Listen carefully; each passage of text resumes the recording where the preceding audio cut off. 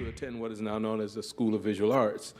In the 1950s, Mr. Brath was one of the founders of the African Jazz Art Society and Studios, which promoted African-derived musics, and he exhibited his paintings at the Afro-Asian Bazaar organized by Minister Malcolm X of the Nation of Islam.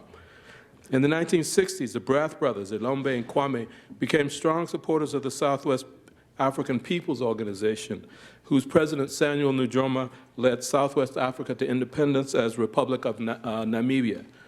For 17 years, Elombe Brath served as a graphic artist and consulted on African affairs for Gil Noble's WABC TV program, Like It Is. He has traveled to more than 21 countries in Africa and has conducted workshops on critical issues in various African struggles for professional, political, and labor groups in New York and around the country. He now produces and hosts a radio program, Africa Kaleidoscope, heard on WBAI FM 99.5 Thursday from 9 to 10 p.m. You may realize that he's competing with himself tonight, but his program is recorded and will be on as usual. Elombe Brath.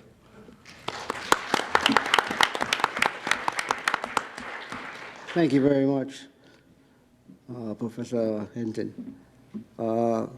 First of all, brothers, sisters, comrades, and friends, I think it's a great event to have here tonight something on the Congo, something that is so centered to our lives. And as Guy Martin has pointed out already, and Danny Dawson, that there are so many things that when you talk about the Congo, you hardly have a chance to realize that even though you thought you didn't know anything about it, there's so many things you know about that had an impact on you. I want to speak tonight on to discuss some issues relating to Pan-Africanism and the Federation of African States. I assume that to be the OAU, the Organization of African Unity, and to use the Congo as a liberation movement as it was cited in the documentation. When Guy Martin first started out, he said, how is it that we could live in a country which is so rich and its people are so poor? Speaking of the Congo and how the Congolese look at their country, as he pointed out the most famous axiom that this country is so rich that it's a geological scandal for a country to have that many riches. But yet, why is it that a country that has what would normally be a blessing has turned out to be a curse? Or what the people believe they've been cursed for having so much riches that everybody wants to come in and bogart to take it over, and they don't make anything from it. And so I think that what we have to do is not divorce it from not to take it into the abstract, but to get it to the real. And the fact is that the reason why they've done that, and as Guy pointed out, just going back to the Portuguese, is really because of something called imperialism. And I think that you don't have to be a person that has a ideological position, but just if you understand that before the pre-Marxian, pre-Lenin interpretation or translation of the word imperialism means to annex land. And what we're talking about in Africa, and what we talk about here in this country, what you talk about in places in the Caribbean and Central and South America, was the annexation of land by people who came from another part of the world where they didn't have any land. It was brought into a place where they had plenty of opportunities because they had superior weaponry and superior psychological orientation and able to promote a God's student missionaries to take over the lands. And so what we're talking about now, we wanted to talk about really post-World War II period, 1945 or to 1994. I hope to be able to get up to today. And I think that what you have to realize that, first of all, that in the World War II, Africans were conscripted into European armies to go to fight in Europe to make Europeans safe for democracy. Yet, like African Americans, they were supposed to go back to where they came from after the war and subject themselves again to colonialism as brothers were supposed to come back to the United States and become second-class citizens. But second-class citizens, excuse me. But what happened in the United States is different than what happened in Africa, because Africans knew that they had a land to claim, and most of them started to work on it. That's why you had the 5th Pan-African Congress in 1945 in Manchester, where many people went there and cited their own particular circumstances. They also understood what happened in the war, and they realized they had fought to liberate the European continent, the continent where their masters came from. So as a result of that, they went back and started to build liberation movements. And if you remember, you saw the so-called Mau Mau, which is what people were first exposed to, where you had Africans who fought in Kenya, where Europeans had come there and thought that the land was, you know, the most beautiful land in the world, and they wanted for themselves, and the British allowed them to do that. And so you had a bloody war there. Africans killed Africans, Africans killed Europeans. What were they fighting for? They were fighting for land. We knew the movement as the Mau Mau, but in reality it was named the Kenya Land and Peace Freedom Army because land was what they were trying to get. At the same time, you also saw in the post-World War II different decolonization movements. One, for instance, the first one was the largest state in Africa, a country that was not even looked upon as an African country because it was almost in the north of Egypt at least, south of Egypt. But it was a country called the Sudan. On January the 1st, 1956, under Ishmael el-Azari, the Sudan became the first black country in post-World War II Africa to gain its independence. You already had Ethiopia there. You had Liberia, two countries that were supposed to be independent African countries, but one was a feudal kingdom, and the other one was a neo-colonial clone of the United States, that is Liberia. The only other country you had that was independent was black in the world at that time was Haiti. And so the African countries started to move. After the Ishmael el-Azari brought that country into independence, we also saw a situation where the Southerners, who had been treated so badly by the Northerners, that they initiated a war that still goes on today. And we need to put these things into context. After that, you had 14 months later, you had Ghana under Sajifo, Dr. Kwame Nkrumah was able to get Ghana independent. And then, of course, the following year, 1958, in September, de Gaulle trying to see that as the British Prime Minister Harold Macmillan had said, that the winds of change are moving. So he tried to co-opt that by offering the African states, the 13 colonies that he had, a part of a relationship with the French Republic. But out of all those countries that went along with de Gaulle and voted for being part of the French community, one country refused, and that was Guinea under Ahmed Sékou Touré, when he said no, the historic no vote on September 28, 1958.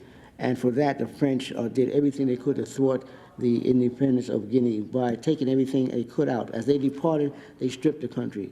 And this was the kind of movement that was building at that particular time, where countries decided that they wanted to travel a non-capitalist path of development. So what you had now is countries moving for independence. When Sékou Touré came to the United Nations, some of the same countries that voted to go along with France then saw all of the kind of the trappings, and they wanted to be independent. So at the same time, there was a fervor beating in Africa. In 1958, Kwame Nkrumah had a conference in Accra, and he invited all the independent countries, which was very, very few at the time. And one of the people who came from the still colonized place was Patrice Lumumba. And he talked about the Congo and how important it was and how geographically key it was, because it is geostrategically located in Central Africa with 9 borders contiguous to other countries. So therefore, anything was going to happen around it, as long as the Congo had borders, it was an important country. As a result of that, the Belgians, which never intended for, as was said before, never intended for the Africans to take control of that country, they found themselves in a dilemma. In 1959, Lumumba really was coming back from the Accra conference in 1958. The Africans came back there and started to build toward building a movement. Out of the various movements that were there, one was a Congo-oriented party, which is Joseph Kasavubu, the Abako, and then you had another one, the Konakat, which was like a separatist party in Katanga, the richest part of the Congo. As a matter of fact, it's very important that particular province, because it was out of that province that, in the Shinkolobwe mines, that the uranium that was used in the Manhattan Project, that was used for the atomic bombs and that, to drop on Hiroshima and Nagasaki, that's where it came from. In other words, you would not have any atomic bombs, not that I'm promoting them, but I'm just saying it was a key uranium product that they needed.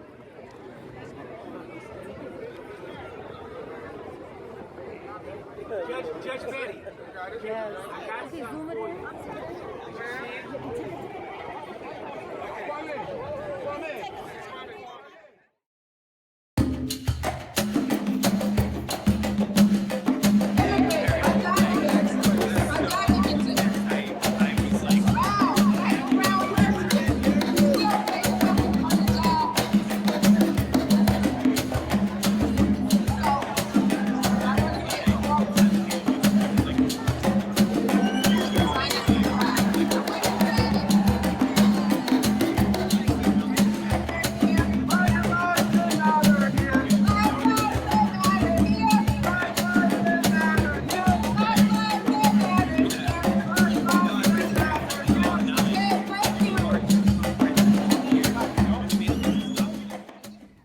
Good afternoon. As most of you know, this is 30 frames a second. What you were watching was some archival footage of one of the greatest Pan-African activists that has ever lived. To say he was one of the greatest Pan-African activists of my generation is an understatement and almost disrespectful, because we're talking about the incomparable Elombe Brath. And his contribution to African peoples everywhere is just off the charts. And the tail end of that clip, you saw where they named a street on 125th Street after him. And in the clip, speaking was his son, Cinque. And Cinque is here to talk about a book of Elombe's writings, some of his writings. Yeah. And I think it was edited by the incomparable Herb Boyd, and the forward was Bernard yeah. White. With that, I'm gonna throw it off to my guest, because he's like his father. He's incomparable too. My brother, it's a pleasure to have you. Thank you, Nat. I mean, no, I wished it. I mean, I'm a student of history. I don't know anybody right. who does what he did when it comes to the continent of Africa right. and the Caribbean, you know, actually, so. And the arts and media, yeah. But you know, Nat, it's like to some they're kind of like two Elombe Braths. There was the early Elombe Brath, who was affiliated with A-Jazz, and right. his founding of A-Jazz and the Grandassa models, right. and you know, all of that sort of stuff, the natural hair, the black is right. beautiful, that whole cultural awareness movement, right. those flyers, the work with, you know, our jazz legends, Max Roach, right. Abby Lincoln, Miles Davis, right. you know, those sort of things. That was the early Elombe, you right. know, and for his work with A-Jazz and that period, that alone in itself is a history. Yeah. But yeah. then you have post A-Jazz, and you start really talking about Patrice Lumumba Coalition, yeah. founding some other organizations, but particularly Patrice Lumumba Coalition, right. which had the weekly forums in Harlem for many decades on 126th Street at the Harriet Tubman School, aka PS 54, you know, where we had a lot of world leaders come through and speak and get introduced to the community and that world, you know, even from there, even getting their opportunity before they were leaders to go on the radio or to get on TV, you know, and get their message out to us, right. because a lot of the African history of things that was happening at that time, people don't really know what happened. Right, right. People don't really even understand the most popular African struggle being South Africa, right. you know, and right. apartheid, you know. People don't understand its relationship to the other countries in the region, like Namibia, right, Zimbabwe, right. The role that Cuba and Angola played in that, with the Battle of Kute Carnival, you know, and you know, recently, the Elombe Brath Foundation, who's responsible for this book, we hosted the memorial for the former president of the United right. Nations General Assembly, but he also was a member of SWAPO. Right. He was a Namibian statesman. Yeah, Theo Ben-Gurion. Theo Ben-Gurion. Yeah, yeah. And he lived in Harlem at the time. Yeah. So, you know, and he and my father went back many, you know, long time. You know, way before I ever met him. No, I was really struck by the love and respect for your whole family, you know, right. And it's because of the things that your family has been a part of. I really don't think it's two Elombes. I think it's one Renaissance Elombe Brath. And It's just an evolution, a revolutionary evolution. I like to say there are great people, and then there are times that make people great. And Elombe Brath was a great person in a time that demanded no less than your best from everyone. So I understand the evolution. They talked about Elombe working with Gil Noble, but Gil played piano. Gil put down the piano because he heard like Art Tatum playing or somebody, you know, or Charlie Parker, and said, man, I can't play like these guys. But it's all one vibe. Just like Da Vinci, and even Michelangelo, if you want to talk about like the white Renaissance, you know. And I think black people have the advantage because white people are so stuck on themselves that they don't learn about anything or anyone else. They don't. They're not interested in anything or anyone else but themselves. Whereas black folks gotta like know everything about everything. Exactly. So it's a whole different thing. But they were all very political, and they were artists, and they were writers, and they were into economics and politics. But you know that. But how many people know that Gil was into? He was a musician somewhat before that. They know like it is. They know him being on their airwaves on Sundays. You know that aspect, but they don't know about Gil the artist. Some people do know. Like Elombe had a book. He was an artist first. He used to have cartoon strip, Beatnik, Carter, and Jackson. He had the book Color Us Colored, you know. That's the book that actually brought him to Malcolm X's attention, you know what I mean? But a lot of people either know one or the other, you know, or their introduction is through one way or the other. You know?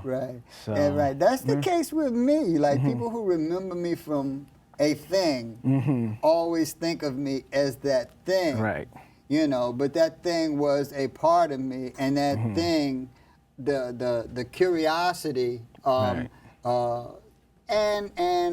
ultimately the motivator, the prime motivator is just the love and the knowledge that I was able to learn about loving myself as opposed to hating myself or holding myself in contempt.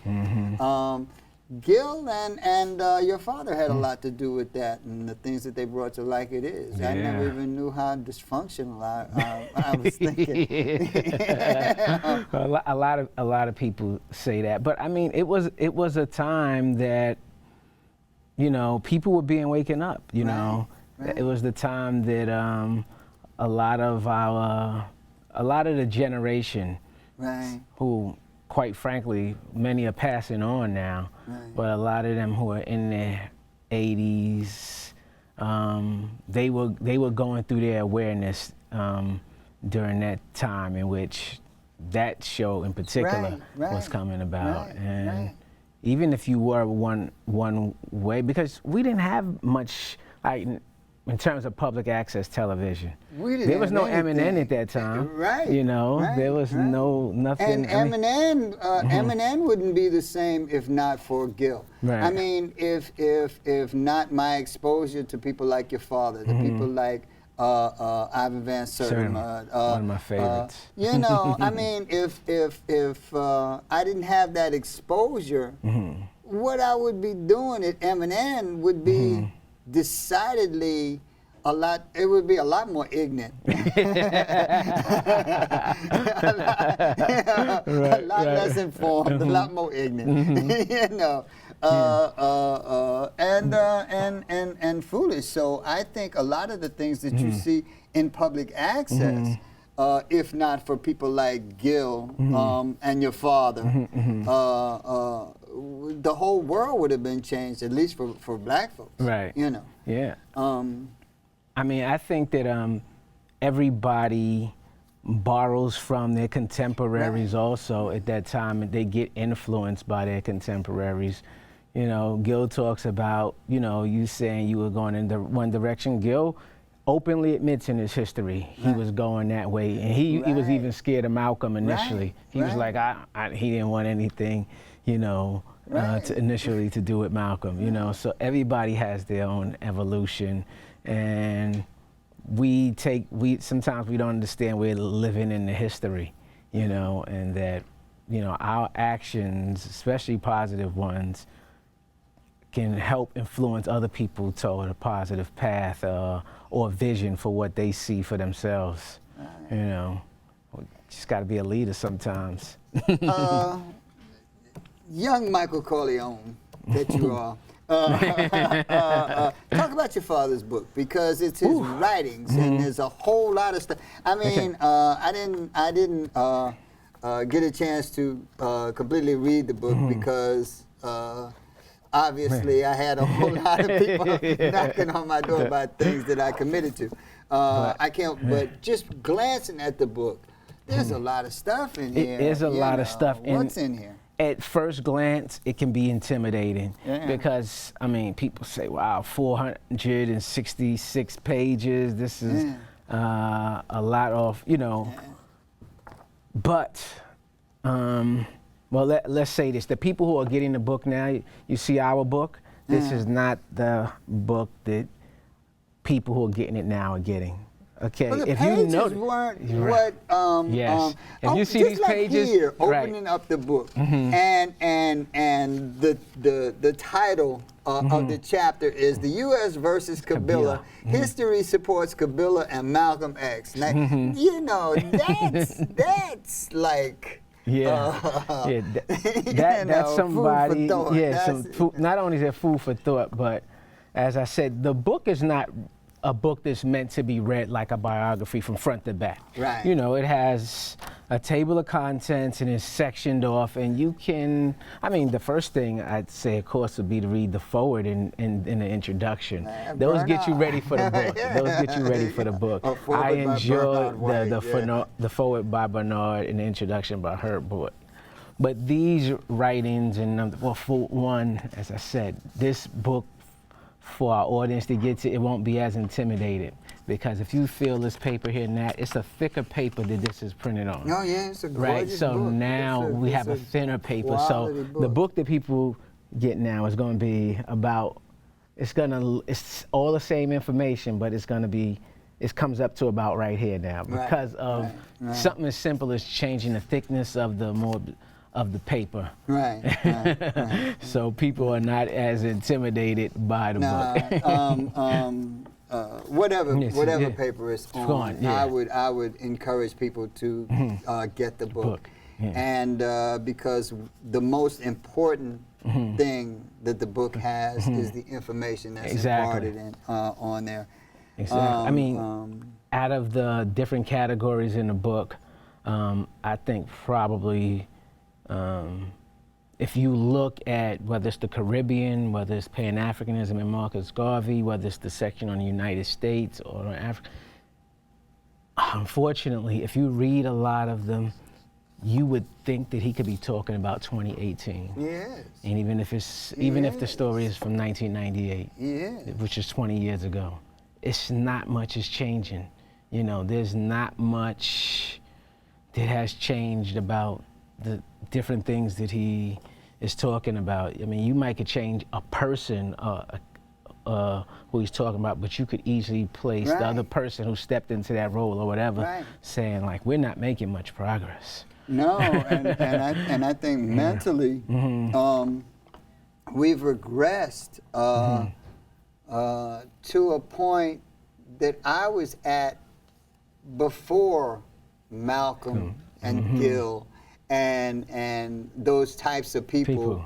You know, before Lift Every Voice and Sing, before all of that, we have mentally and spiritually regressed to a place that we were before we even acknowledged that we were special and soulful and significant. So I think in a lot of ways, especially we here in America, who should Sure. be, have progressed so far, have regressed. Exactly. You know, when I read, say, for example, the article in the United States section where it talks about the family and the question of gangsterism to be debated, you know, a lot of that, I mean, I don't want to spoil it and go into what that story is about, but it could be today.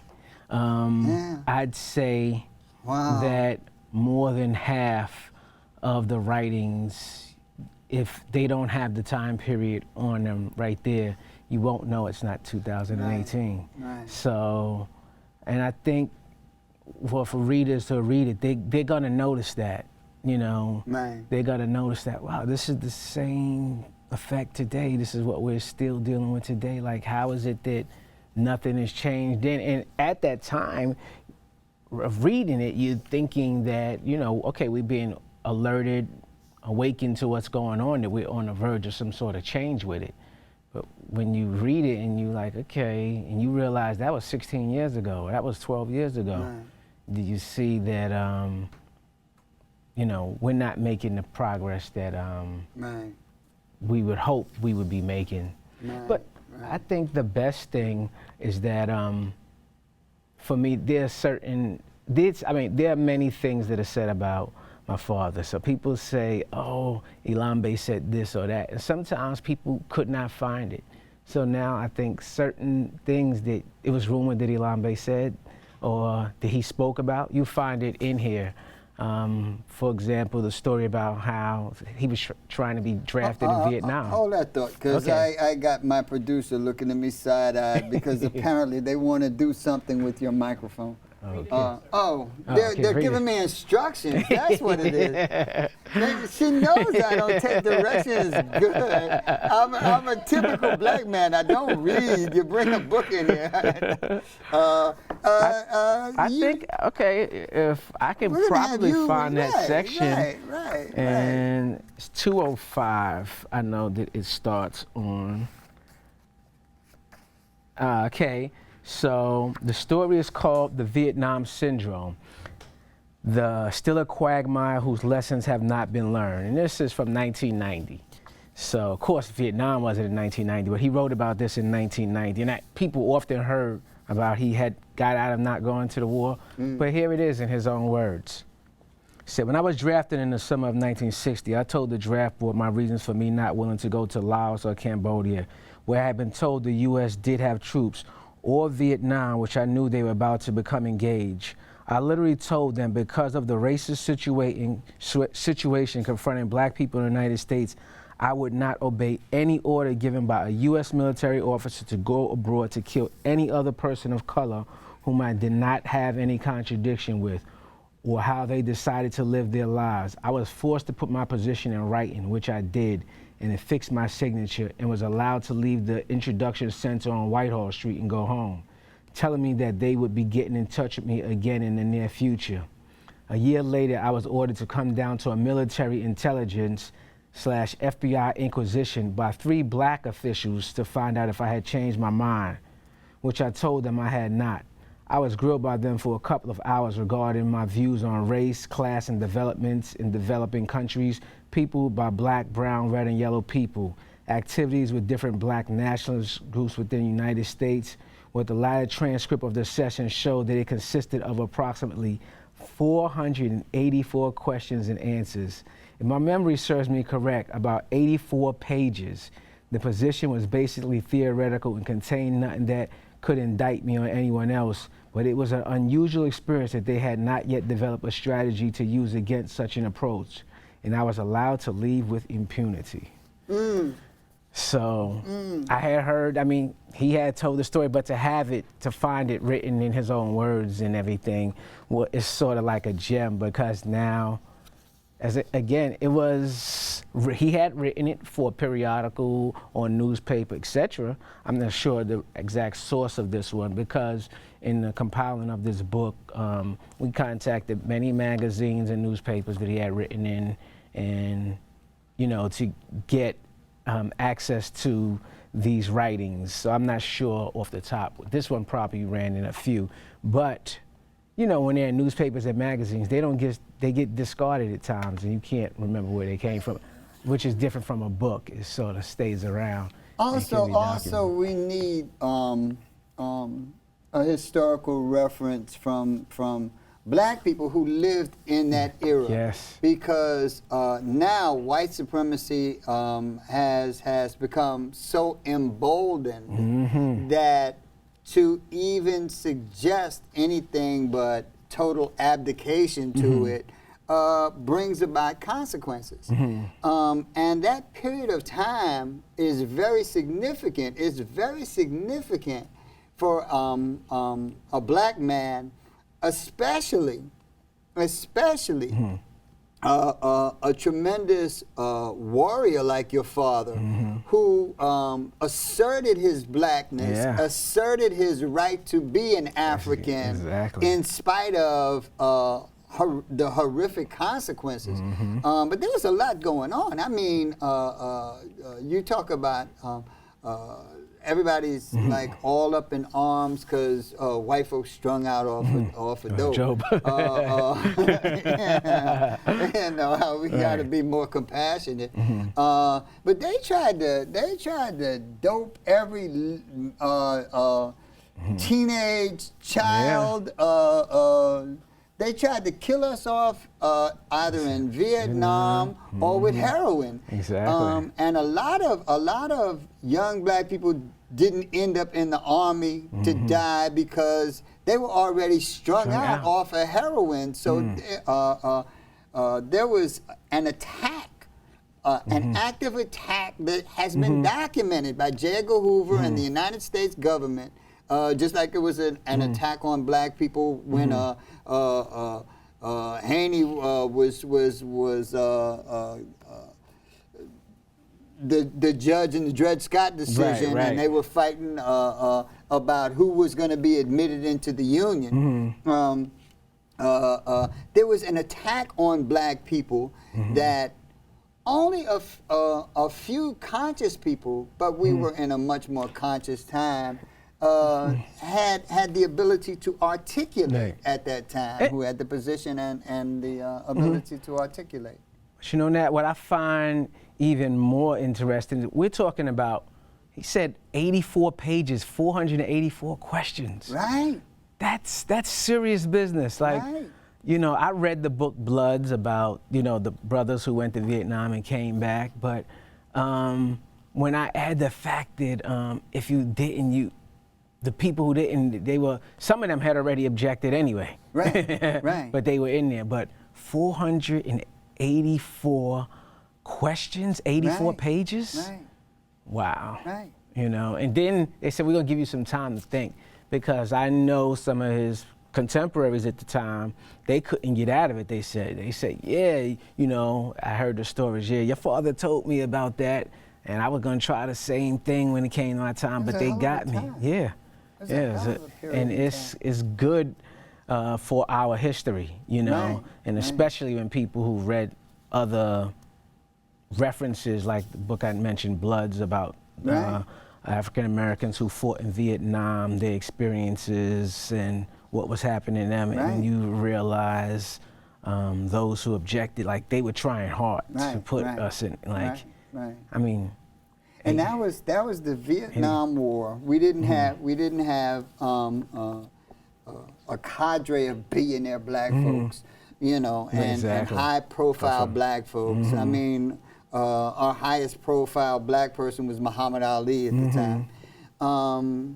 And look at the pressure that's been brought to bear against people like the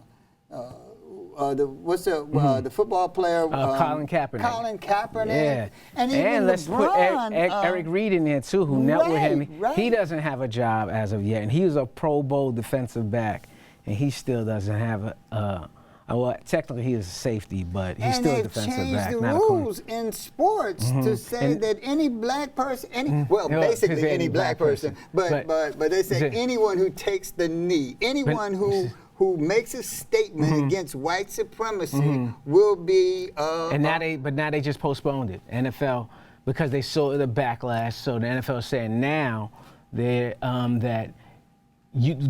postponing that rule. That's why Jerry Jones came out the other day and said, even though they're postponing that, they're not going to force everybody to stand or stay in the locker room. Jerry Jones came out and said all Dallas Cowboys will stand hand over heart for the playing of the national anthem. And the temerity of these colonizing bastards to actually give us rules and regulations. And then yesterday, he was at an event where the national anthem was playing, and his son told him the anthem was playing, you got to take your hat off. And he was like, no. Right, right. So, right. you know, basically, do as I say, not as I do. You know, it's just hypocrisy at its finest. Right. You know, but, yeah. And like I said, the audacity of these colonizing bastards. I mean, they're not just colonizing Africa. They're not just colonizing the Caribbean and all of the Americas, South America, Central America. They're actually colonizing the very communities that poor people live in. Because again, I've said before, and I'll say it again, white folks don't gentrify, they colonize. You're not getting back into those communities once they get in there, and it really doesn't matter what your economics are. There's not going to be a whole lot of black folks returning once your community has been colonized. Right. Exactly. Whether that's New Orleans, whether that's wherever that is, whether that's Brooklyn, soon to be Puerto Rico, soon to be Harlem, right? Soon to be Puerto Rico, right? Definitely. Right, so, so to even what they should be is contrite. And promise to sin no more, you know, and make amends for the sins that the atrocities that they have unleashed upon people of color all over the place, indigenous people all over the place. Instead, they doubling down on their colonizing ways, and saying that you have to like genuflect to them, which is unbelievable. I know. I mean, talk more about the book. You hit me someplace. In the book, you know, one of the subjects, something that that I would say that appears in the. Whole lot of stuff. That just caught my attention. You keep going. What's caught in the book, I think, that is this. Appears more than once. This case of the Central Park Five. As many people know, Father was intimately involved in that because, of course, those 3 of the 5 were our neighbors who he knew before. So he was on the case from the outset. You know, unfortunately, in the documentary when they were going over to do that, he was, of course, in a nursing home and couldn't participate or be part of that documentary. But from day one on. He was on the ground, taken to the airways, and you know, going out to let people know, no, these young men are innocent. You know, I'm not even gonna say I don't even want to get into the documentaries that white folks make about us, and their gentle omissions in the story. But one thing was certain, because I remember when your father first passed, and Bill Perkins and those guys, and the Central Park Five was the love that they had for your father. I don't see how you could omit that, find a way to omit how significant certain people were to this whole story, because they freaking loved your father. You know, you don't get that from being like, you know, somebody on the outside. Right. So that really, really struck me. Like, you know. I mean, I think during the documentary time, he just was inaccessible to anybody. So. Right. You know, maybe when the movie comes out April 19th, maybe he'll, maybe, whatever. But that's why we're here, and that's why you're here. Yeah. You grew up in a house where I teased you at the street naming. I teased all of y'all. That, we're going to need a lot more streets for you Brathwaites. But what's it like? You're a young man. When did you first understand the impact of your father? Because he was so freaking humble. Well, it's so interesting that you say that, because it was different for all my siblings. For me, on a subconscious level, I probably knew something was really different. I think it was in the late, I was a child, I was young. It was probably in the late 70s. And the phone bill, you know, there was no cell phones like that in the late 70s. Like 79, there was no cell phones. It was the house phone, etc., whatever. So, and if your bill was even long distance was additional cost. Right. So international calls were even more. Right. And I remember the phone bill was probably around $1,300. Wow.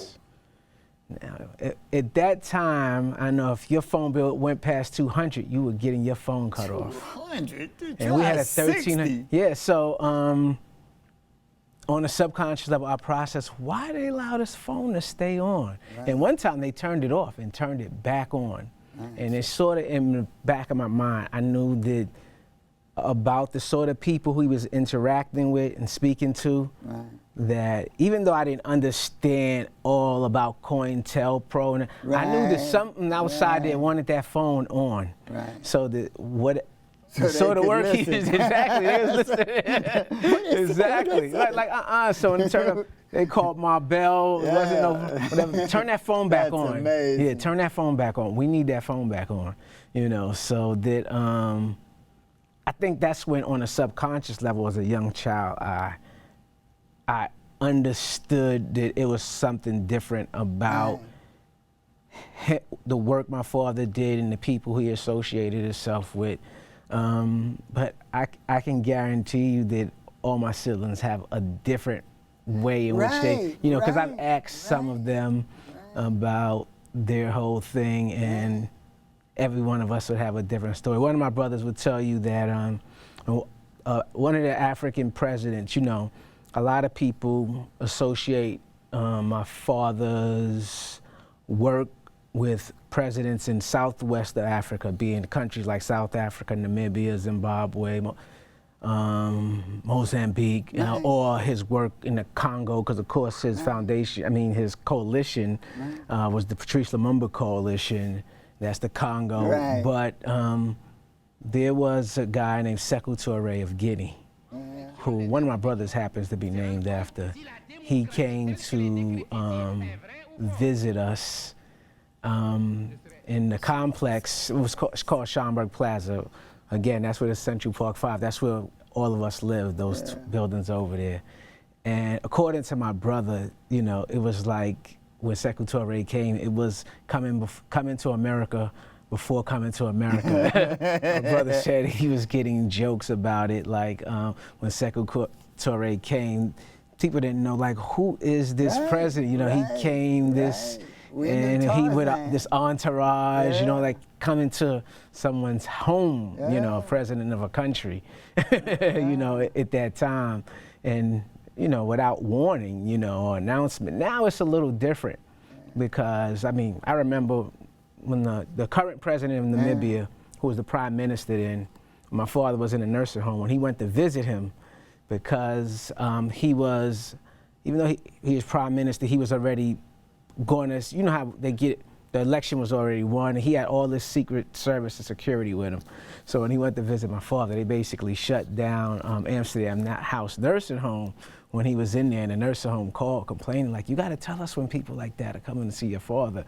You know what I mean? So that's one of the examples about, like the people who are his colleagues, who he interacts with, they have special circumstances around them. And we all recognize it in different ways. As I said, my younger brother, just from the visit, the treatment that other people in the neighborhood made over, you know, when Sekou Touré came, and how he came in a very royal fashion or royal way. It wasn't actually pellets being put down at his feet, but it was a very grand entrance. I didn't see it, but my younger brother tells me about You it. have to be, you have to be very cognizant. I'm not going to say conscious, because Yeah. that's some other people. But very cognizant, very knowledgeable about your culture and what's going on in your community, even to appreciate someone like your father. Just in our conversation here, and we've only been talking a very short time, but we're looking at a person whose sphere included giants in media like Gil Noble, Samori Marksman. We're talking about the Central Park Five. Others would say seven, but whatever. Fidel Castro, who helped facilitate independence in Namibia, which ultimately helped facilitate the release of Nelson Mandela. Definitely. We're talking about a person who is significant in Haiti and Central America, and I mean, just like everywhere. This very humble human being who you would never suspect is this dynamic to talk to him because he never presented himself as anything special. But you know, Nat, when you talk about growing up in a household, and I'm saying to you is different from my different siblings, I'd also say that they knew in other ways also, because without going into detail, there had been trouble, you know, in Harlem. Raising 6 boys, that's a task in itself, especially to have nobody go to jail. Right. However, that doesn't mean that none of us had any trouble, you know, with the law. So, on one example, you know, it was serious because the police had grabbed one of my siblings. And my father used to go talk in the prisons. He had this badge, this pass, for when he used to go speak in the prison. He probably, I'm not sure how long he had been speaking in the prison. I think it was shortly, sometime after the Larry Davis case, probably like a year. Whenever that happened, it was probably like a year after that. But for even after his arrest, for my father to be able to get access to him and have legal representation there real fast, to say for that sibling knew from other people in the neighborhood that their circumstance, my father's circumstance, allowed them to not face the system in a way some others, young people in his age group, might have faced it, you know? So that's another way. Like, you compare your experience, oh, that happened, something such happened to me. I was in there for this amount of time. You're like, no, you know what I mean? Right. So it came with those sort of perks in that way also, you know, for them. Because truth with, I'd say if my father wasn't who he was, we had other families in our neighborhood who had big families, maybe like 6 boys and stuff like that also. But we're the only family who had the distinction with no one who was been jailed, who has a criminal record. Exactly. That is amazing. That is amazing. That is amazing because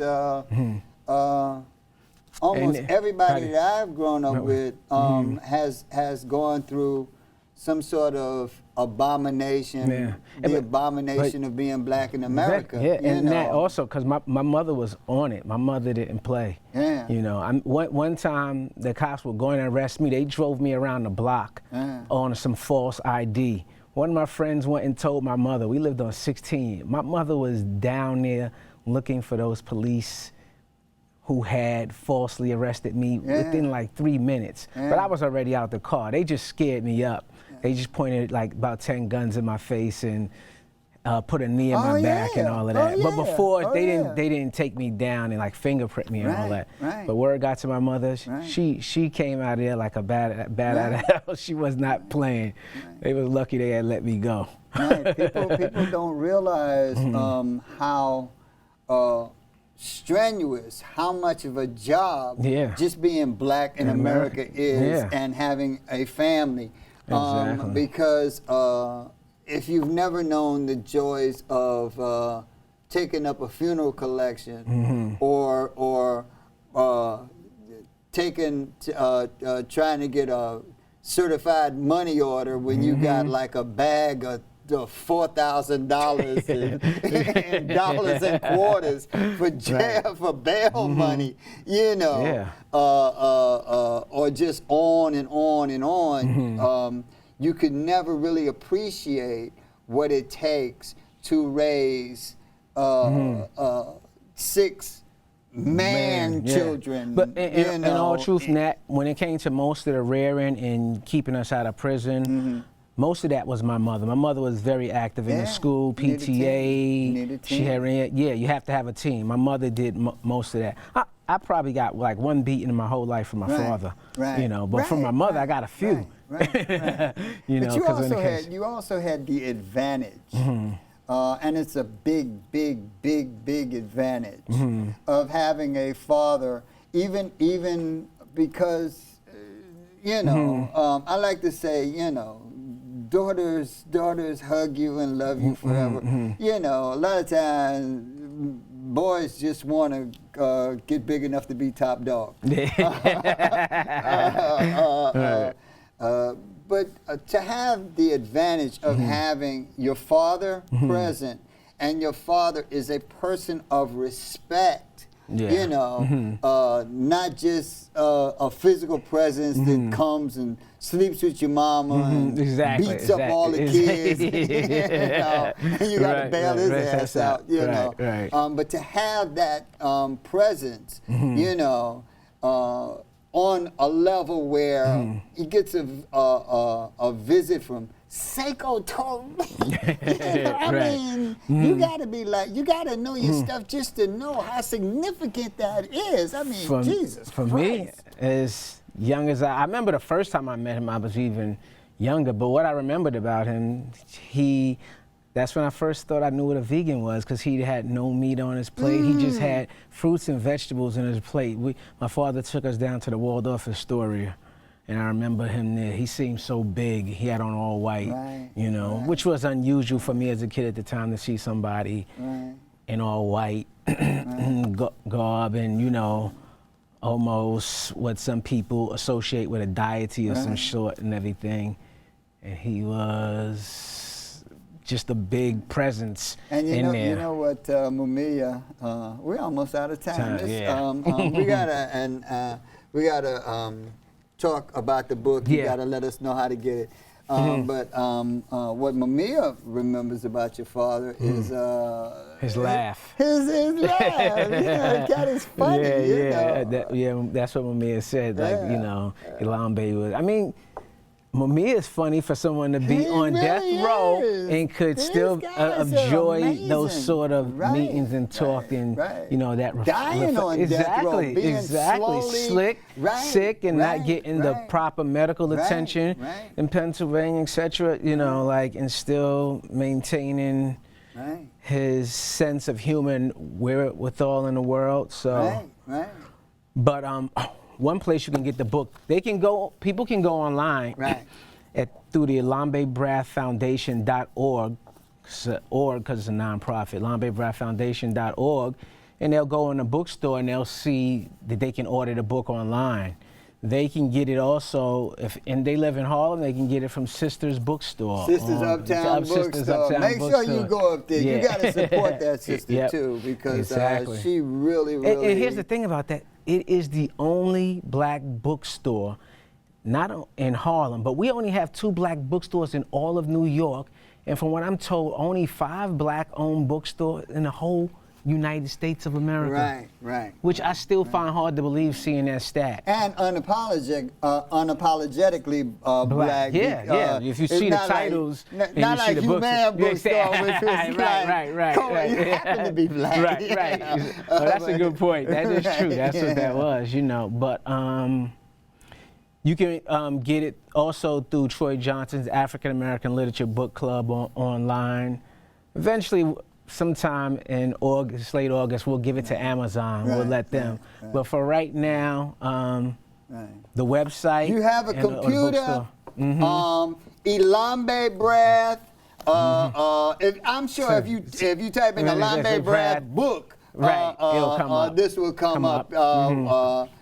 We only got like a minute left on here. Sum this up. What people find in the book? People will find his words, things that were on his mind, things that were important to him. And this is just a clip. It's not even his best, etc. For different reasons, all of his work, which we wanted to have in here, we don't. And even still, it'd be such a hard decision to decide, especially categorically, because instead of the 4 categories, we could have had a book of just his things pertaining to the United States, just a book on his things pertaining to Pan-Africanism, just his things pertaining to the Caribbean, etc. But it's just a few from all, and it's really random. But even though it's random, I think people will enjoy it, and it's going to be very nostalgic because there's some things in there which take you back to a period, especially in Harlem, and what the environment was like for black intellectuals and academics, debates and conflict that played out, you know, that are basically historic. It has been my honor to have Cinque Brath here to talk about his father's book, Elombe Brath, Selected Writings and Essays. It's edited by Herb Boyd, and the foreword is by Bernard White. You got to pick this up. We're out of time. We'll see you next week. I want to thank you so much for tuning in, and peace. We out. Brother.